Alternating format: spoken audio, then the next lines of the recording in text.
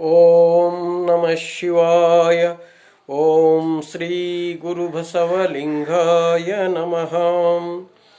ಓಂ ನಮಃ ಶಿವಾಯ ಎಂಬುದೇ ಆಚಾರಲಿಂಗ.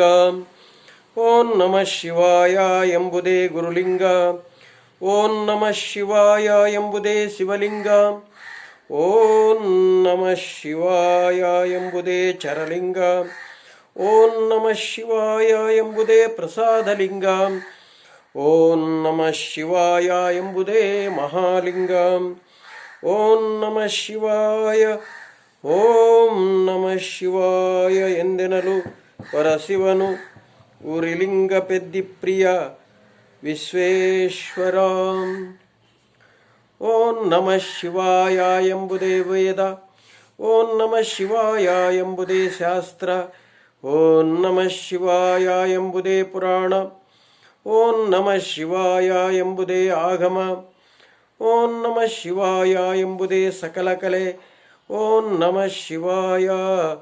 ಓಂ ನಮಃ ಶಿವಾಯ ಎಂದೆನಲು ಸರ್ವಜ್ಞ ಉರಿಲಿಂಗ ಪೆದ್ದಿಪ್ರಿಯ ವಿಶ್ವೇಶ್ವರ.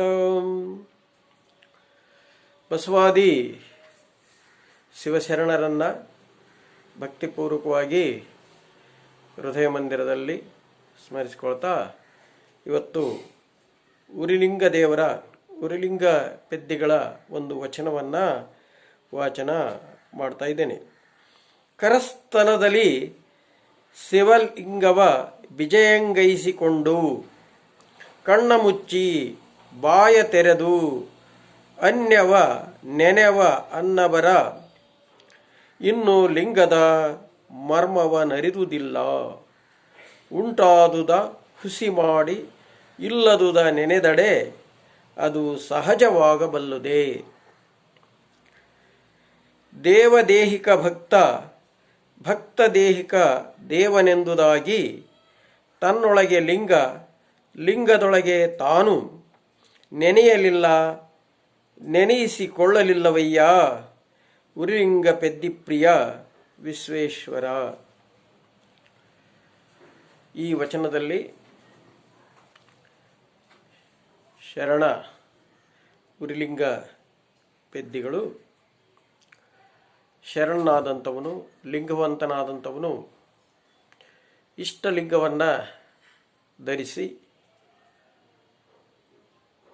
ಕರಸ್ಥಲದಲ್ಲಿ ಇಷ್ಟಲಿಂಗವನ್ನು ಇಟ್ಟು ಕಣ್ಣು ಮುಚ್ಚಿ ಬಾಯಿ ತೆಗೆದು ಲಿಂಗವನ್ನು ನೆನೆಯದೆ ಅನ್ಯವನ್ನು ನೆನೀತಕ್ಕಂಥದ್ದು ಅಂಥವರಿಗೆ ಯಾವುದೇ ಪ್ರಯೋಜನ ಇಲ್ಲ ಅಂತಕ್ಕಂಥದ್ದನ್ನು ಈ ವಚನದಲ್ಲಿ ಅವರು ಹೇಳ್ತಾ ಇದ್ದಾರೆ. ಕರಸ್ಥಲದಲ್ಲಿ ಅಂಗೈಯಲ್ಲಿ ಶಿವಲಿಂಗವ ವಿಜಯಂಗೈಸಿಕೊಂಡು ಶಿವಲಿಂಗವನ್ನು ಇಟ್ಕೊಂಡು ಕಣ್ಣ ಮುಚ್ಚಿ ಬಾಯ ತೆರೆದು, ನಾವೆಲ್ಲ ಏನು ಮಾಡ್ತೀವಿ, ಲಿಂಗವನ್ನು ನೋಡೋದಿಲ್ಲ ಆದರೆ ಕಣ್ಣು ಮುಚ್ಕೊಂಡ್ಬಿಡ್ತೀವಿ.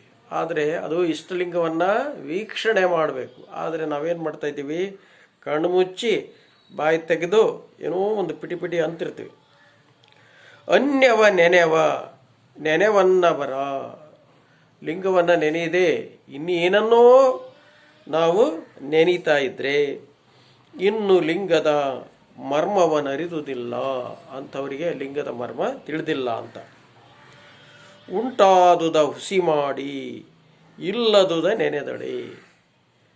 ಕರಸ್ಥಲದಲ್ಲಿ ಲಿಂಗವನ್ನು ಇಟ್ಟುಕೊಂಡು ಆ ಉಂಟಾದದ್ದನ್ನು ಬಿಟ್ಟು ಇಲ್ಲದುದನ್ನು ನೆನೆದಡೆ ಅದು ಸಹಜವಾಗಬಲ್ಲದೆ. ನಾವು ಯಾವ ಇಷ್ಟಲಿಂಗವನ್ನು ಇಟ್ಕೊಂಡಿರ್ತೀವೋ ಆ ಲಿಂಗವನ್ನೇ ನಾವು ನೆನೆಯಬೇಕೇ ವಿನಃ ಅನ್ಯವನ್ನು ನೆನೆದರೆ ಅದು ಸಹಜ ಅಲ್ಲ. ದೇವದೇಹಿಕ ಭಕ್ತ ಭಕ್ತದೇಹಿಕ ದೇವನೆಂದುದಾಗಿ.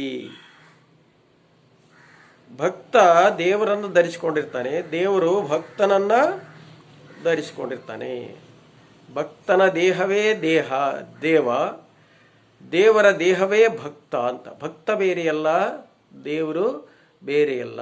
ಭಕ್ತ ದೇಹಿ ದೇವ, ದೇವದೇಹಿ ಭಕ್ತ.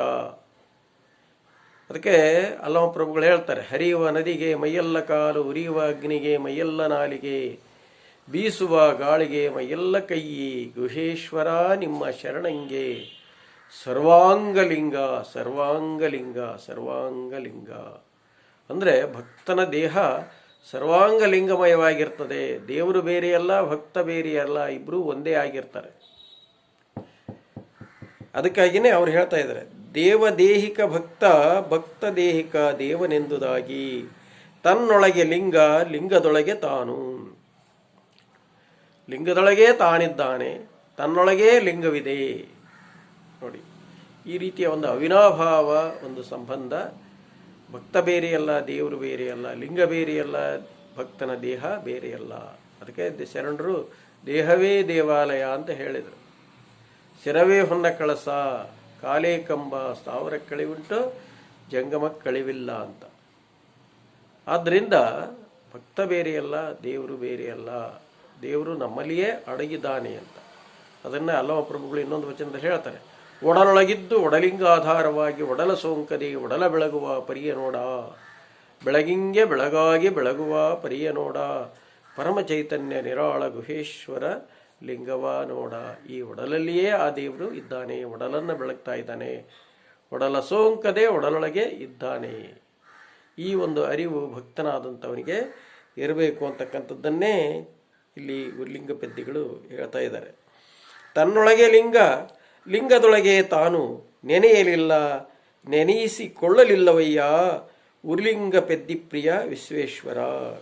ನೆನೆಯಲಿಲ್ಲ, ನೆನೆಸಿಕೊಳ್ಳಲಿಲ್ಲ. ನೆನೆಯಲಿಕ್ಕೆ ಬೇರೆ ಏನಿಲ್ಲ, ನೆನೆಸಿಕೊಳ್ಳಲಿಲ್ಲ. ಯಾಕಂದರೆ ತಾನೇ ದೇವನಾಗಿರುವಾಗ, ತನ್ನಲ್ಲಿಯೇ ದೇವನಿದ್ದಾನೆ ಅಂತಕ್ಕಂಥ ಒಂದು ವಿಚಾರ ಇದ್ದಾಗ ನೆನೆಯಲಿಕ್ಕೆ ಬೇರೆ ಯಾರೂ ಇಲ್ಲ ಅಂತಕ್ಕಂಥದ್ದನ್ನು ಇಲ್ಲಿ ಲಿಂಗ ಪೆದ್ದಿಗಳು ಹೇಳ್ತಾ ಇದ್ದಾರೆ. ಅದಕ್ಕೆ ಬಸವಣ್ಣವರು ಒಂದು ವಚನದಲ್ಲಿ ಹೇಳ್ತಾರೆ, ಕಣ್ಣುಗಳು ತುಂಬಿದ ಬಳಿಕ ನೋಡಲಿಲ್ಲ, ಕಿವಿಗಳು ತುಂಬಿದ ಬಳಿಕ ಕೇಳಲಿಲ್ಲ, ಮನ ತುಂಬಿದ ಬಳಿಕ ನೆನೆಯಲಿಲ್ಲ, ಕೈಗಳು ತುಂಬಿದ ಬಳಿಕ ಪೂಜಿಸಲಿಲ್ಲ, ಮಹಾಂತ ಕೂಡಲ ಸಂಗಮ ದೇವನ ಅಂತ ಬಸವಣ್ಣವರು ಹೇಳ್ತಾ ಇದ್ದಾರೆ.